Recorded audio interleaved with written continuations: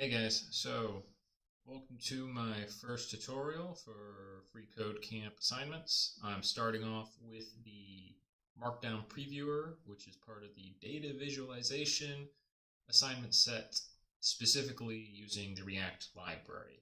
That's a mouthful. Anyways, so there are going to be two libraries that we need to use for this particular assignment. The React one, I'm using it via the Create React app, which handles a whole bunch of the other background stuff that we need. Also includes a little tiny server, which is nice, makes development go a little bit more smoothly.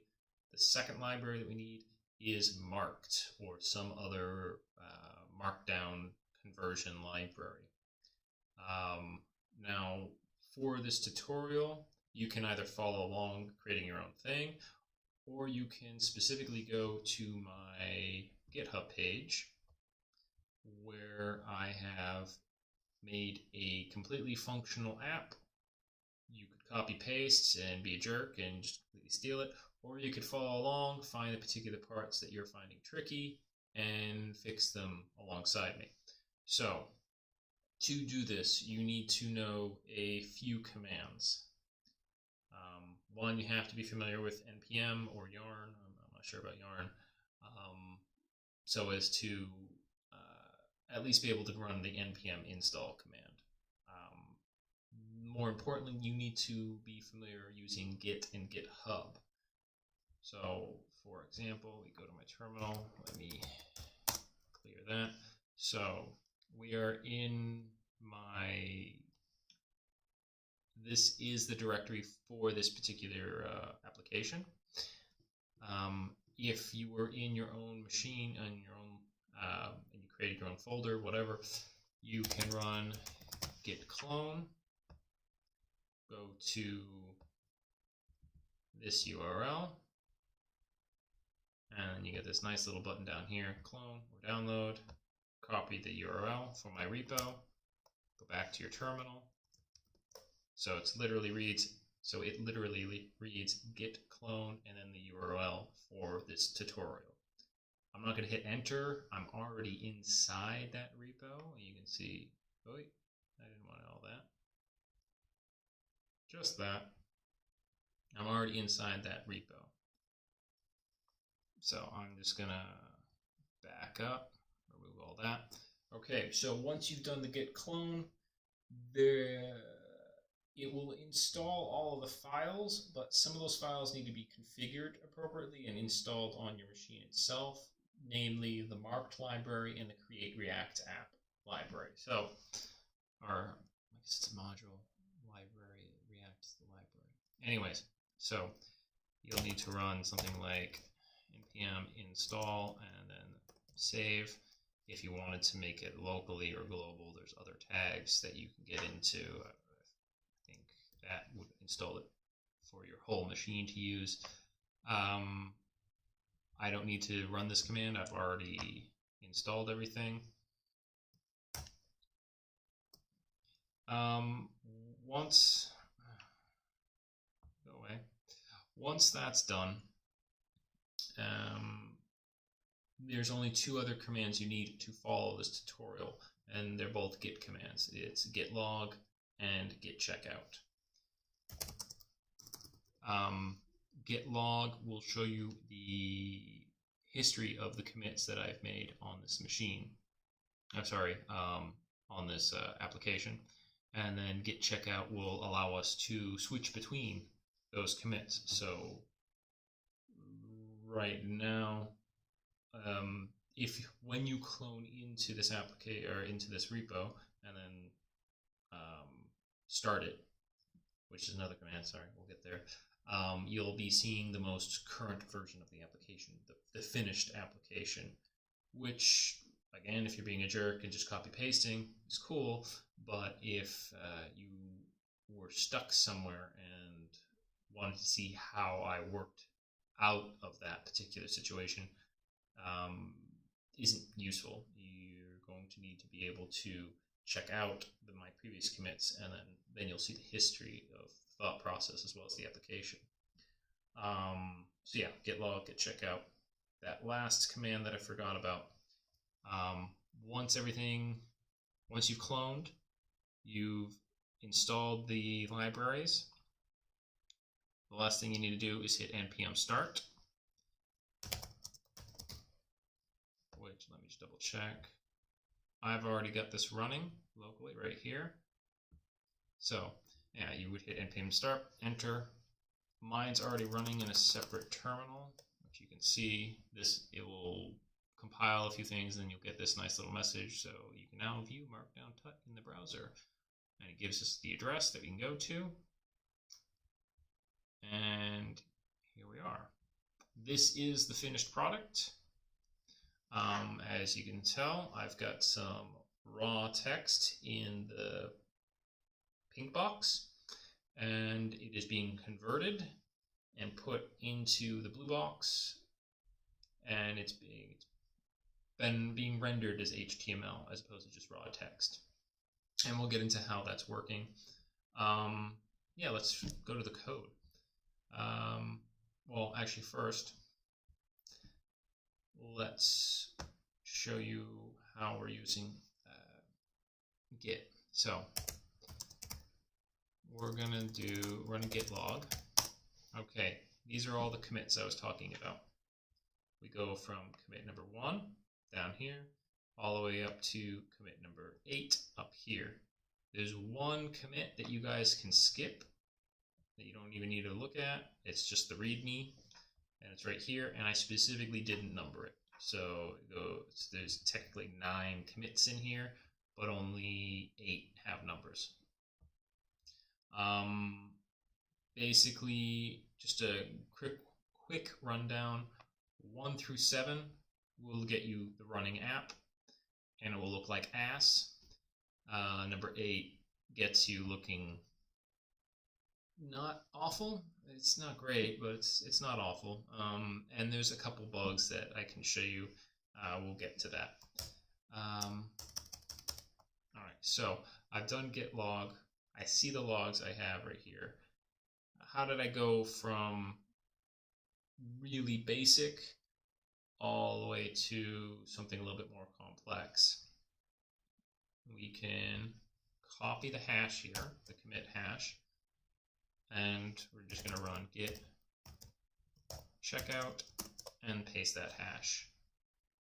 If you have any issues using the command line interface here, I found that if it's a smaller window for it, it will do some weird things in terms of how these are laid out. If you have any issues, just go to my the repo on GitHub.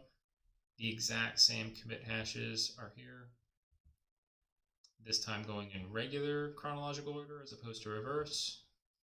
So 1's at the top, 8's on the bottom. You can copy paste those. Same command, git checkout, and then paste the commit. I'm going to hit enter. Now we are now in the boilerplate. So let's go check it out. Boring. We've got welcome to React, the little spinning logo, and some dumb text. And we can go to our editor.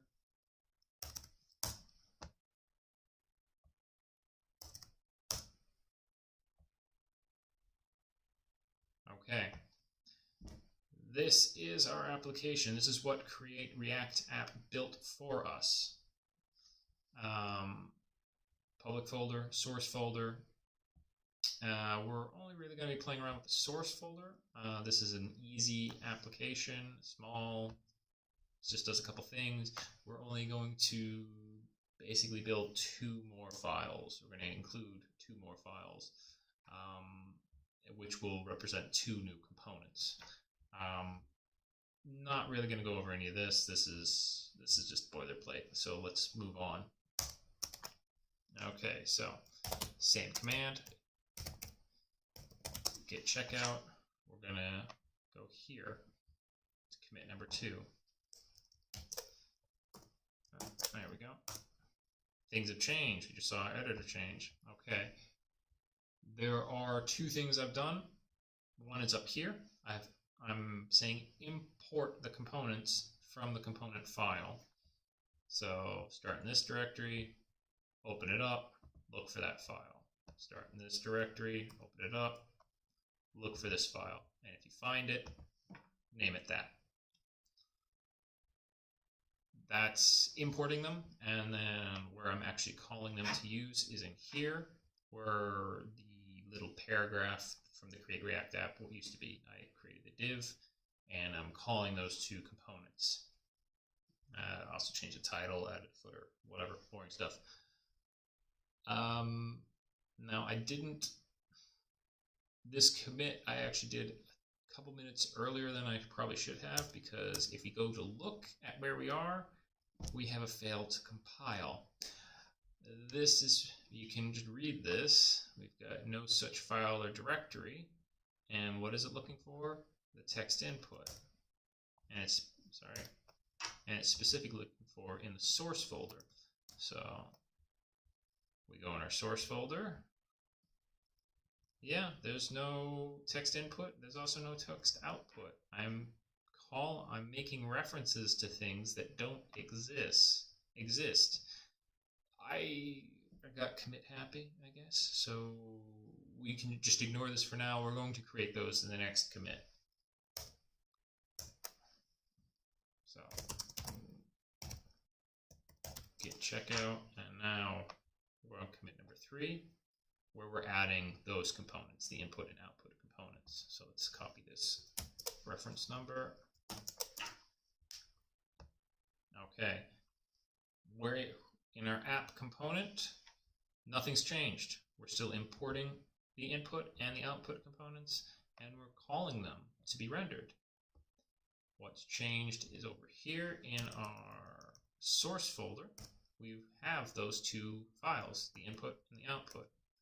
So we look at the input.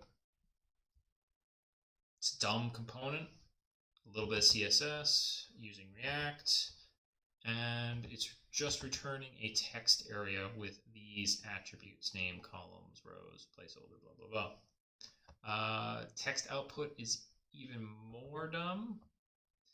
It's just a div with some text. Okay, how does this look? It looks uninspired, but it's not actually doing anything, but it's there. So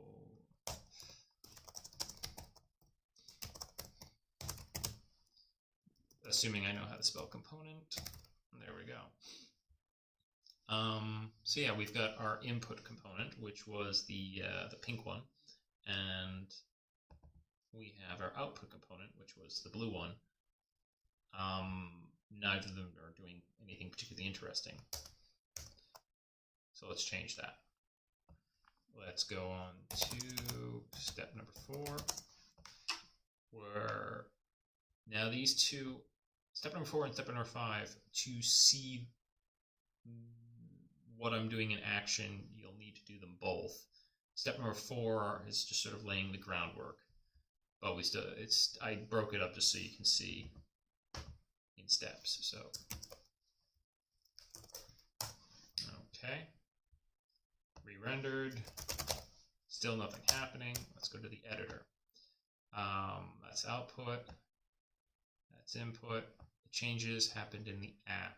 Okay, there are 3-4 different changes. One is we have created this constructor for the app class, which allows us to modify its state and create methods and do a whole bunch of other funky stuff.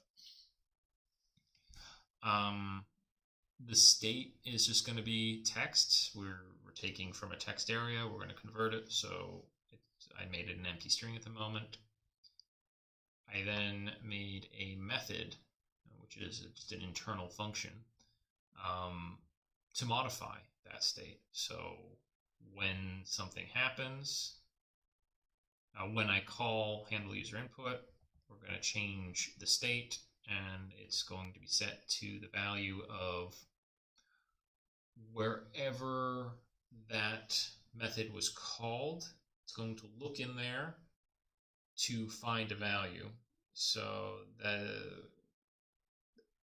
I have a text area in my text input. I'm going to pass this method to it. and it's going to look in that text area for whatever new information there is or value, and then it will assign that to our user input. But we'll get to that. This line, you're basically just, how do I want to describe this? Where we're taking the method of handle user input and saying every time that it is called, point it in the direction of this app component, as opposed to, say, the DOM or whatever other scope that we don't want to be playing with. We're basically just say, hey, you're only worrying about the internal state of app. You don't need to worry about anybody else's internal state. That's what this whole line is doing here. I'm still rather novice in my understanding of how to play around with this and bind, so feel free to tell me I'm completely off base and or point me in directions where it's described so I can learn. But that's how I understand it at the moment. Okay, so we have a constructor with some state. We have a method that is set to change that state, and we're binding that method to this particular component so it doesn't do things we don't want it to. Those are 3 changes up here. Before we even hit render, there's one last change. Our text input. Where we're calling our text input component, we're passing it 2 properties of value that I've named value and on change. There might be better ways to say that, but that's how I did. Value, I'm just setting to the state of this particular component, or the app parent component. That's what this is referencing. And on change, I'm also pointing at the parent's method of handle user input. I'm giving these 2 things, basically some information and a tool to change that information. I'm handing them over to text input. That way it can say, hey, parent component, can you change this? I'm making the request and you do the work. Okay? And like I said earlier, all we've done right now is set this up for the next step. So these are all the changes. Text input is still stupid, but I'll keep this open. All right. So step 5. Step 5, in a nutshell, we've in step 4 we passed the properties of handle user input and the state of the app component to the text input component. That was step 4. Now step 5, we're actually going to use those properties from within the text input component. So step 5, copy the reference. Okay, just notice on the editor, things have changed. So most noticeably, I've broken things down vertically with 6 different attributes. It was getting kind of difficult to find things horizontally, so just broke it down. All of this remain the same. The only 2 differences, 2 things that have changed, are these lines. I made a new attribute called value, which is referencing the property of value, which we passed in the parent app component right here, value. So it's a reference to the state. And same thing here on change. It's a reference to the property of handle input, which itself was a reference to the method of handle user input. Okay, so let's see if this is working. Actually, hold up. Did we change that? Yes, sorry. There is one last line right here. I put this console log, that's called the console log, in our handle user input method.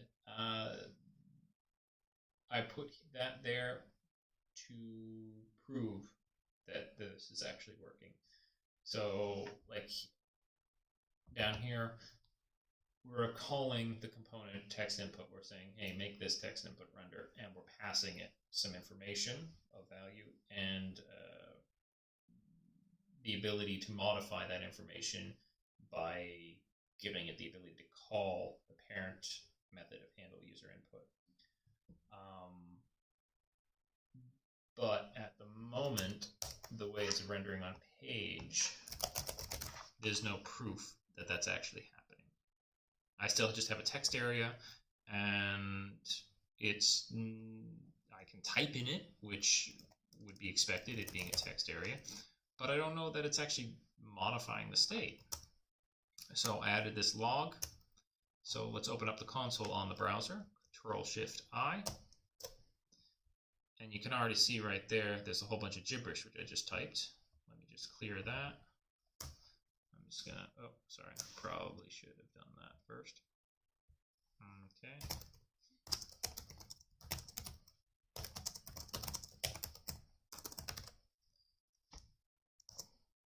Okay.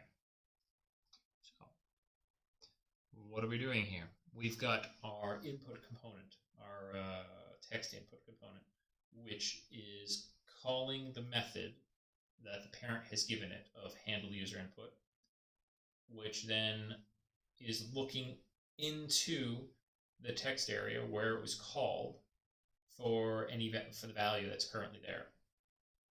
It sees what's currently there, the hello from the child to the parent, and it assigns that to the parent's state, which is then also passed back down into text input. So text input doesn't have any state itself. It's the parent state that it's using right now. So we're kind of typing into parent through text input. Yeah. So we've, as further proof that we're actually accessing outside of the text input component, right here, our console log was one written in the app.js file, and our console is showing us that app.js, line 19. And we're in the app.js, and what line are we on? Line 19. So typing in this component is doing things in a different component. Cool. We're basically going to do the same thing for the other child component of text output.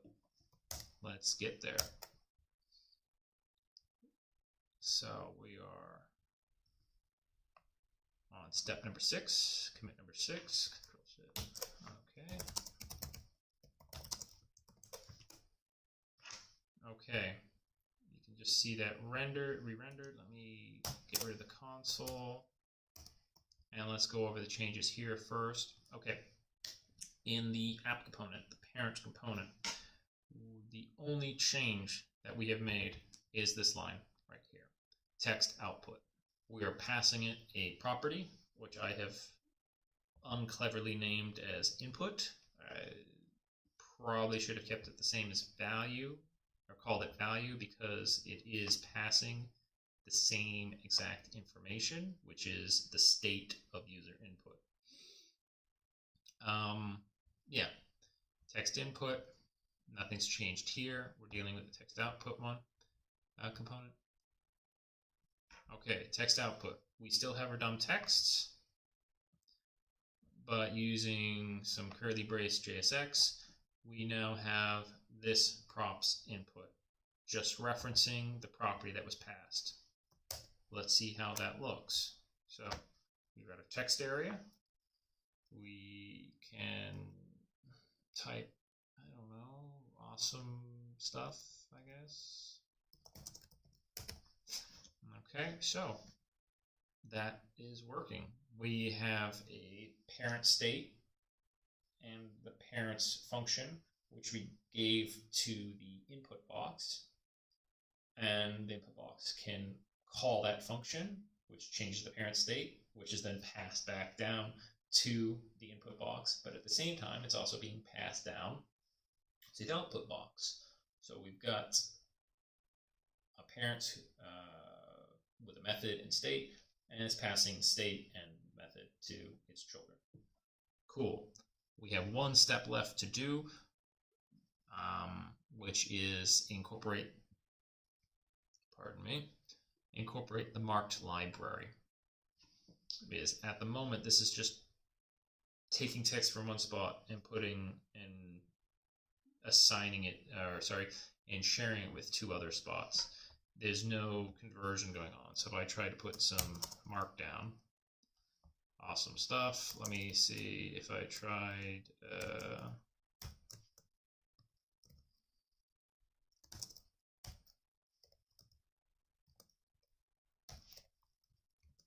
Yeah, it's interpreting it as raw text,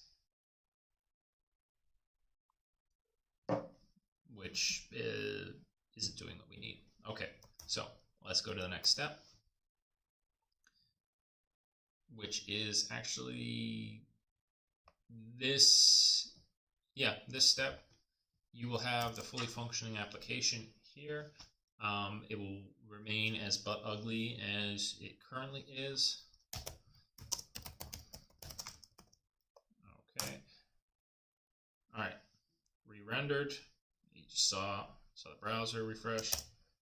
Oh, sorry. Let's go to our editor. Okay. Let's just go through this once more.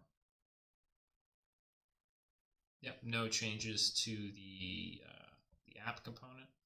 Let's go to text output. Okay. There's some big changes here, even though it's only a few lines. One, we're referencing our marked library right here. We've already installed it using npm, but we still need to, from within the file, say, hey, that library I installed, I'd like to use it here. That's what's happening with this line, where I'm just making a variable. Could be anything, marked, banana, kittens, I don't know. And then you're requiring the marked library. Okay, you can already see it's my editor is pointing at where we're using it. This line is the same as before, the previous commit, where we were just using the raw JSX with the curly braces, this props.input. So this is the text this is the raw text that we're passing from the parent down to the child component. And we're using it as an argument within the marked library. Hey, marked library, here's the raw text. Can you look for any markdown tags, the hashes, the asterisks, the colons, whatever it might be?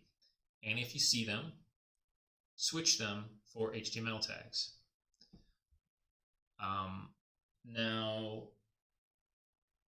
I had actually come across a problem when I was using this on my own. I didn't have this extra function or method, which we'll get into in a second. All I had was marked, and I was passing it the property of input. And what I was getting on the screen, so if I typed this in the input box, I was getting this in the output box. So it was converting the tags from Markdown to HTML tags, but it wasn't interpreting the tags. The browser wasn't interpreting the tags as HTML. It was just seeing them as raw text. And it caused me, I think it set me back like a couple days of Google searching and asking some people at a hackerspace I go to. And yeah, basically you need to then pass, what I came to was that I needed to pass that raw text that's been converted from Markdown. The text that has had the Markdown tags converted to HTML tags, then itself needs to be converted to HTML. And the way we can do that is by using this DOM element here, _HTML, which will take a string and it'll scan it for HTML tags and then interpret them appropriately. That will do what we need, but it won't do it in React. There's one last step that the React developer has put in our way, which is this. I'm not sure what we call it, an attribute or class name.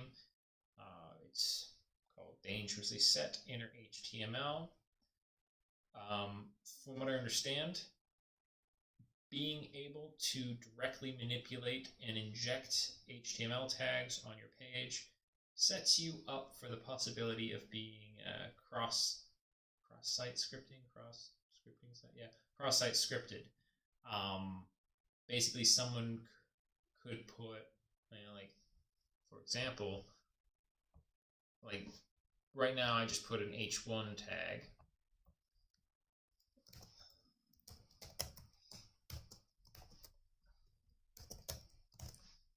Someone could put something like this in our Markdown Previewer. And in between these two tags, they can have some JavaScript running, which could just run some console logs, could do, if you're connected to a database, could contact the database and try to retrieve information from it. So doing this way is dangerous for like a production built site where you have any sort of information that you don't want to be shared. This is a toy application. This is just an assignment with freeCodeCamp. We don't really need to worry about it, so we're going to use this dangerously set inner HTML attribute, which allows us to bypass some of the security protocols that the React developers have put it in our way. So yeah, let's check it out. Okay, so we can still type stuff here. So we're still we're still changing the state of the parent component and then passing that state down to our two child components, which we were already doing for some time now. Let's see if we have Markdown working. We do. We just did an H1. H2, H3, 4, 5, 6, and 7 breaks it. Okay.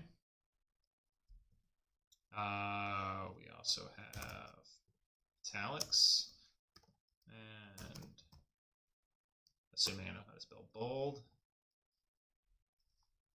Okay, guys, yeah. So we have, this is the finished product. We have the input box, which is taking a raw text, and using the methods and the state that the parent component is given it, and changing that state. And then the parent component is passing the state down to the two children components.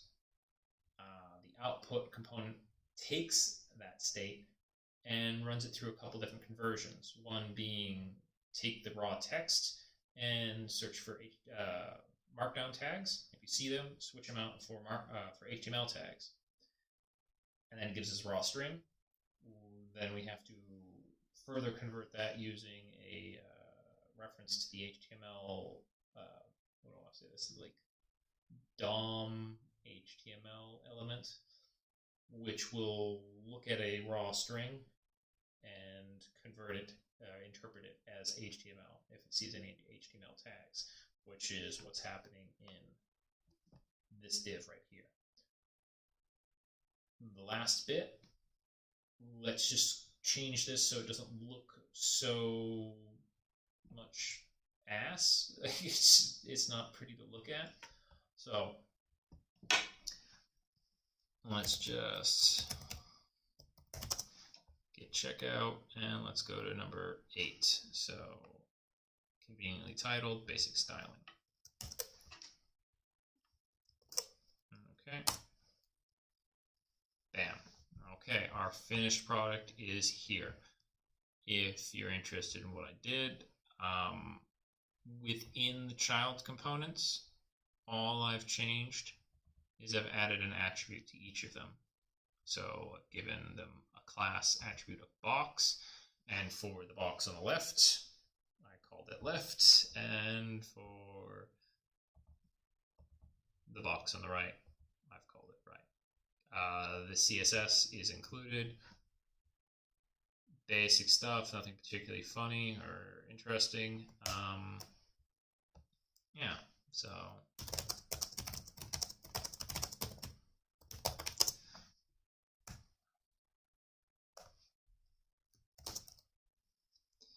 wow, we have our HTML, our Markdown being interpreted HTML. As a caveat, while this is finished and looks somewhat okay, I have actually discovered a kind of bug, I guess we'll call it. Right here, I've just opened up a text file with some example Markdown. I'm just going to copy paste it. And we're going to get 3 separate bugs. Okay. It's not so much bugs that break the functionality, but they break the design. So our first box, our text input box, when it gets more text than the box is designed to hold, it includes this scroll bar. Cool, nifty. It keeps the shape of the original design while allowing us to access the information. Okay. That might be a good idea on a desktop environment, like right now, but maybe if I was on my phone, I wouldn't want that. I don't know. Next thing is our output box. Rather than including a scroll bar, just ballooned to this enormous size to fit all the text, and it forced that scroll bar functionality to be put on the entire web page. I think that both of these boxes should do the same thing if they're should be the same size at all times. So either that means that our input box should balloon to the same size as our output box, or our output box should include that scroll bar and to keep the same proportions, just so it looks better on the page. And the third bug that I've noticed is this is my footer, and because our output box has ballooned to this enormous size, my footer is now in the middle of the page, actually closer to the top than to the bottom. So yeah, finished product, but there's 3 bugs that I've just caught right there. There might be others. You guys are welcome to point out and publicly shame me. Yeah, so that's the finished Markdown Previewer. I hope that helped you guys, guys and gals. If there's any questions about what I did or how I did it, feel free to message me, leave a comment, whatever. Also, if I've done anything incorrectly or described something incorrectly, please call me out on it. I'm not an expert. I'm learning alongside you guys. I struggled learning React. I'm still learning React, but I'm assuming that I'm a little bit ahead someone who's just starting off. So I decided to make this video, share it with you, and maybe allow you to learn it a little bit more quickly, a little bit more painlessly than I had to. So yeah, cool. See you guys later.